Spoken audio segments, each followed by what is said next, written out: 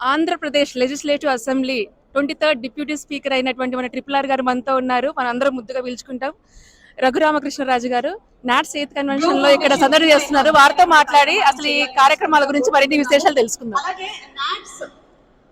చాలా ముందుగా TV5 America ప్రేక్షకులకు అందరికీ కూడా నా హృదయపూర్వక అభినందనలు.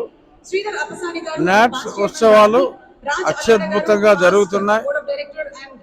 ఎన్నో వేల మంది అమెరికాలోని సుదూర ప్రాంతాల నుంచి వచ్చి ఒక ఆత్మీయ కలయికగా ఇక్కడ ఎంతో మందిని కలుసుకోవటం చాలా ఆనందంగా ఉంది.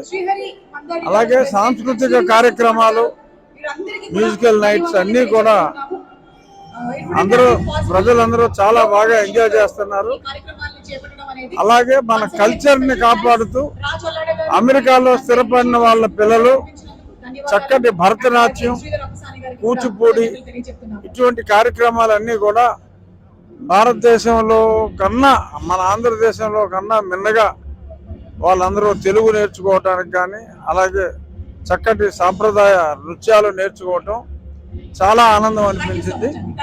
మన భారతీయ కల్చర్ని ఇక్కడ స్థిరపడిన ప్రవాసాంధ్రులు చక్కగా పరిరక్షిస్తున్నారు. ప్రదర్శనలు కూడా చాలా బాగున్నాయి. ఇటువంటి వేడుకలు ప్రతి 2 సంవత్సరాలకి ఇంకా వైభవంగా జరుపుకోవాలని రేపు రాబోయే నాట్స్ వేడుకలు 27లో డల్లాస్ లో ఉంటాయని చెప్పడం జరిగింది. ఇంతకంటే అద్భుతంగా ఇదే అద్భుతంగా జరిగినాయి. ఇంతకంటే అద్భుతంగా ఆ డల్లాస్ లో వేడుకలు ఉండబోతున్నాయని చెప్పి నేను మనస్ఫూర్తిగా విశ్వసిస్తున్నాను.